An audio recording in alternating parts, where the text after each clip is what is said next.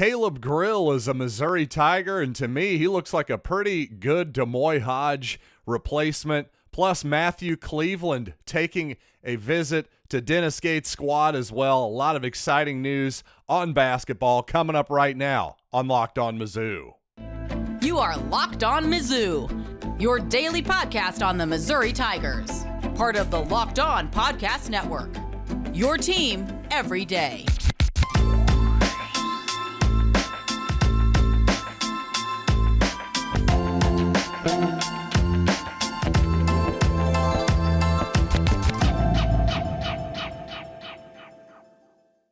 Hail, you true sons and daughters. I'm John Miller, your Mizzou mafioso and the central scrutinizer of Missouri Tigers football and basketball. Thanks for listening to this show, as always, making it your first listen, and thanks for telling a friend to go to LockedOnMizzou.com, where they can find their links to YouTube, Spotify, Apple Podcasts, and wherever you get all your audio podcasts as well. But some big news yesterday. Missouri gets another guy out of the transfer portal, this time Caleb Grill from Iowa State. Now, Grill, of course, didn't play against Missouri in Columbia this past season as the Cyclones came to town, but he did get an up-close and personal look at Columbia and apparently was interested by what he saw. And obviously a nice job by Dennis Gates and company, and, well, possibly the NIL collective as well, to hold off Bob Huggins and that West Virginia money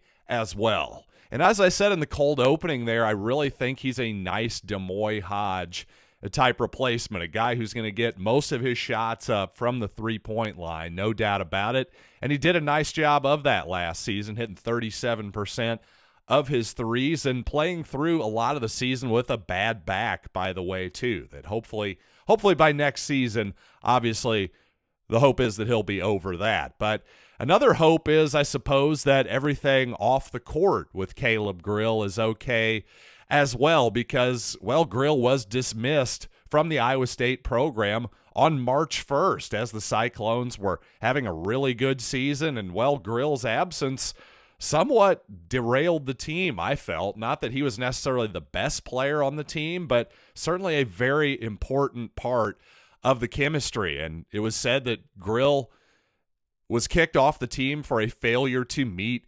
expectations. And for Grill's side of the equation, I'm just going to read you his quote, what he said after the incident. He said, "One day when I am brave enough, I hope to be able to share my story about my mental health and my mental illness I have been battling through all season.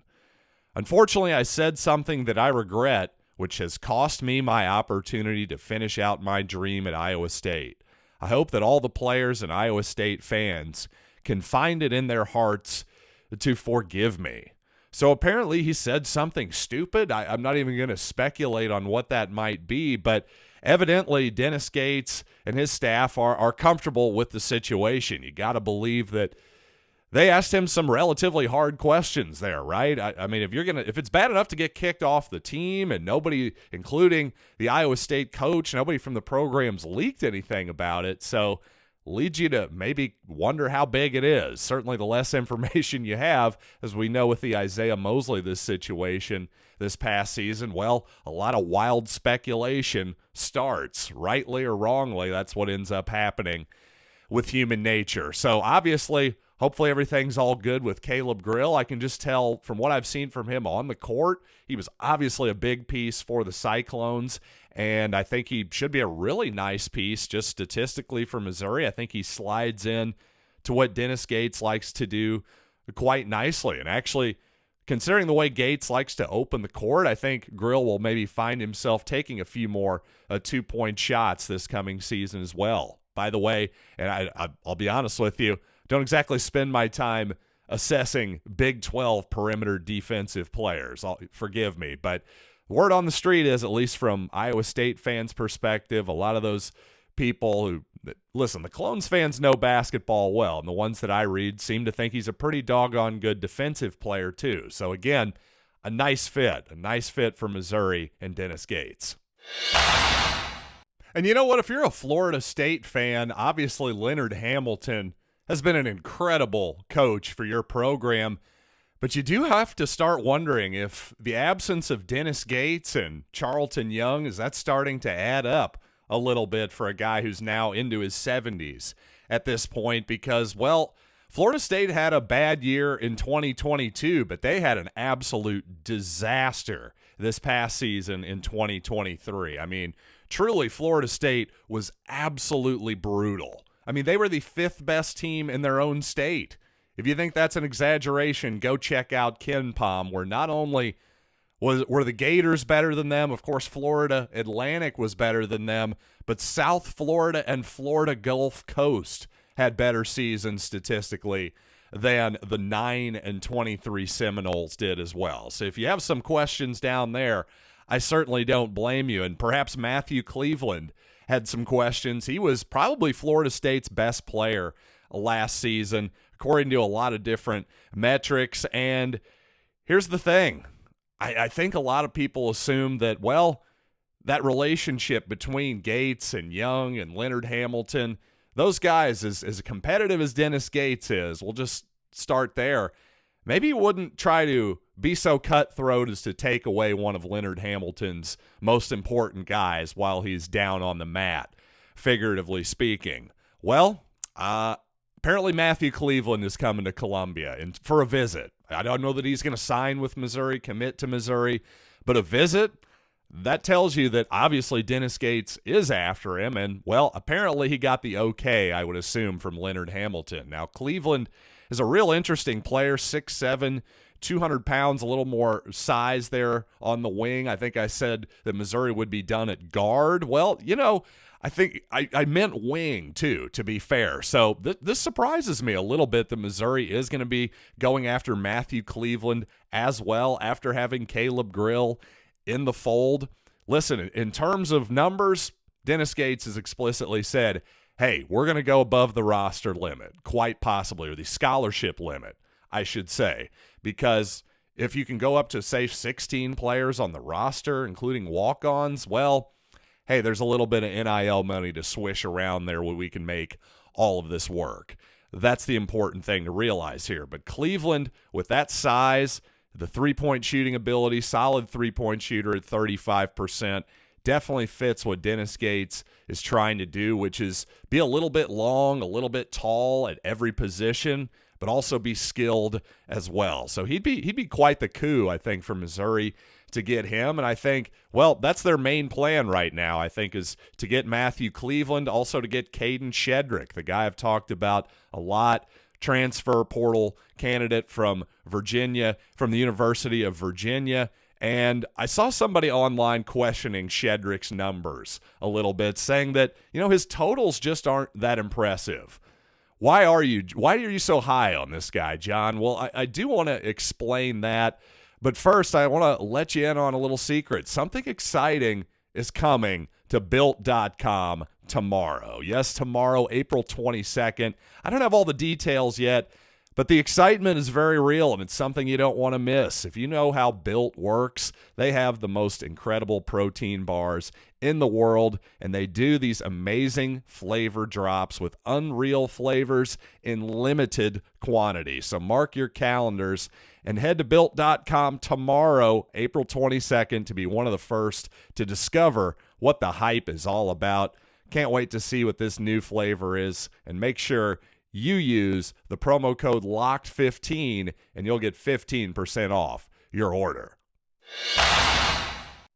Thanks for making Locked On Mizzou your first listen every day. And by the way, you everydayers, on Monday I'm going to be talking to Alex from Locked On Canes. It's on the calendar, so mark it on your calendars as well. I am not a liar. We're going to talk some Jake Garcia with somebody who has some real deep knowledge of big-time Canes fans. That'll be fun. Again, Monday, me and Alex from Locked On Canes. Look forward to that. But again, on Kadin Shedrick, the former University of Virginia player, first of all, if you're just looking at his total stats, even before delving even more deeply into the stats, well, first of all, if Duke is really after the kid, hey, Duke had a real up-close and personal view at Kadin Shedrick these last 3 seasons. So I'm pretty sure if the Blue Devils want him, he's a valuable player. Call me crazy, but even if you don't think that's a good enough analysis, and hey, I don't blame you. Let's go a little bit deeper than that. His totals, he being Kadin Shedrick, his totals aren't impressive because, well, Shedrick didn't play a ton of minutes last season. He played in 30 games, started 15 of them, and played in just about 40% of the minutes available. But when you actually look at the efficiency numbers, hey, how about 67% field goals? That do anything for you? That's pretty darn impressive, and nearly 80% from the free throw line as well for a guy who's 6'11". That's pretty rare. And not only that, he would have had the best block percentage on Mizzou last season by far, and a similar rebounding percentages, both on offensive rebounding and defensive rebounding, similar percentages to Kobe Brown. So to me, just on paper, that's a guy you want. And again, if the Blue Devils are after him, a team that's been in the ACC with him for the last 2 or 3 seasons, that's good enough for me. By the way, another interesting thing, somebody took a sleuthy Mizzou fan, perhaps, took a picture. Boy, I'm struggling to find the word picture. A photograph, if you will, was taken of Kadin Shedrick at the new Columbia Regional Terminal at the airport. And as a lot of people have pointed out, including myself, I've flown out of there recently for my 40th birthday, and wow, what a huge improvement that thing is. And hey, back in the day, I was just happy to have a direct flight from Columbia to Chicago, just have an airport whatsoever. That was good enough for me. But first impressions really, really matter, obviously. And this new terminal, hey, I don't want to get into some gigantic public funding debate here. That's not really the time nor the place for that. But in terms of just basketball recruiting, football recruiting, yeah, that terminal at Columbia, it has to help. It really can't hurt at all. And once again, I'm sorry if you're an everydayer and this is getting a little repetitive, but I do think it's worth saying again because I see so many people online are confused about this. Even people who subscribe to premium Mizzou message boards still seem confused about this. Once again, long story short, Dennis Gates has openly said that scholarships don't matter. So if you're wondering if Mizzou's going to add Caleb Grill, if Missouri's going to potentially add 2 more players in Shedrick and Matthew Cleveland in an ideal world, well, what does that mean for the rest of the roster? Well, simply put, it's all going to work out. And more specifically, obviously Missouri is going to have a spot for Kobe Brown. One way or the other, they're going to give him as much time as he possibly needs to make his NBA draft decision. That much is obvious. I think that's one reason why Dennis Gates, again, came out and just made this clear for all of us. What he didn't say essentially is, hey, Kobe, you've got a spot. If you want to come back, come back. But if he can go to the NBA, I'm sure he'll be encouraged to do so. Now, Isaiah Mosley is kind of similar, right? I think as long as there's room, Isaiah Mosley will be welcomed back as well. I think there almost certainly will be room for him unless Missouri, again, adds Shedrick and Cleveland and maybe some other really important or interesting prospect that we're not expecting. That seems a little bit far-fetched, but again, in the world of transfer portal that's ever evolving, who can say with any level of absolute certainty? But I will say, if I'm Mabor Majak, if I'm Caleb Brown, well, then I am a little bit nervous maybe about my spot on the roster. But if you're a Missouri fan, to be fair to those young men, neither one of those guys is exactly critical to your calculation for the 23-24 basketball season. And on the football field, all eyes right now are on Cameron Johnson, who entered the transfer portal from Houston. Does Missouri have a shot? How important is he? Let's talk about that young man right after these quick words.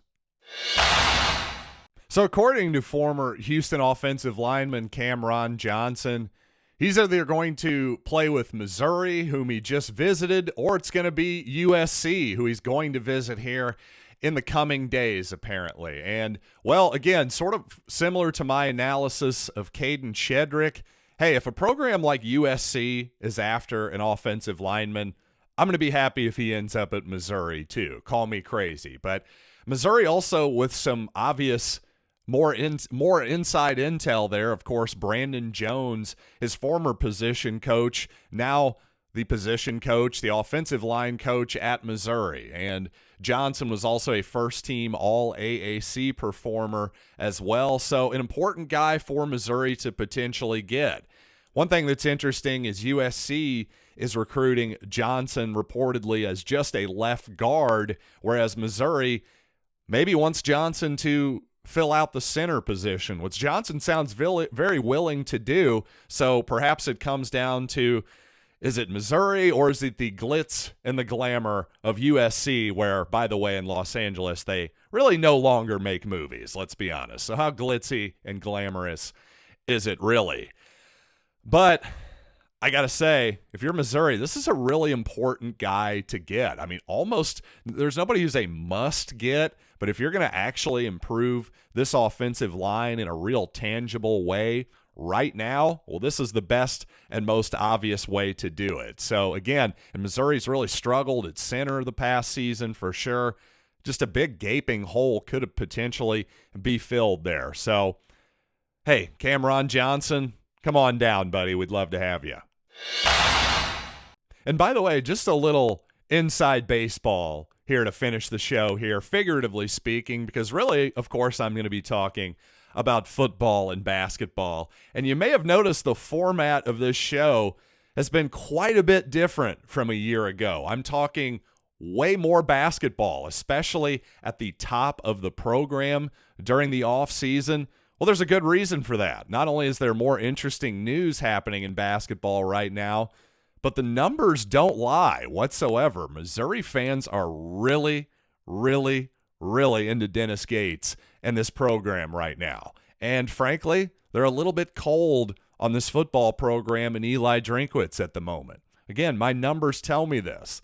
That's why this time last season, especially before the coaching search, my goodness, I mean, I was looking for any and all reasons, any excuse to talk about football, especially at the top of the program. My goodness, the numbers told me the exact opposite last season. You may notice if you look at my YouTube channel, those particular numbers are out there for the public to see. And, well, my last show focused on the Tigers at the top of the program, and it just didn't do as well as those basketball shows do. So hopefully Dennis Gates will keep giving us stuff to talk about and happy times, and, well, hopefully more happy times from Eli Drinkwitz in football here coming up in 2023. But thanks, as always, for making Locked On Mizzou your first listen, especially to you everydayers. And you know what, everydayers?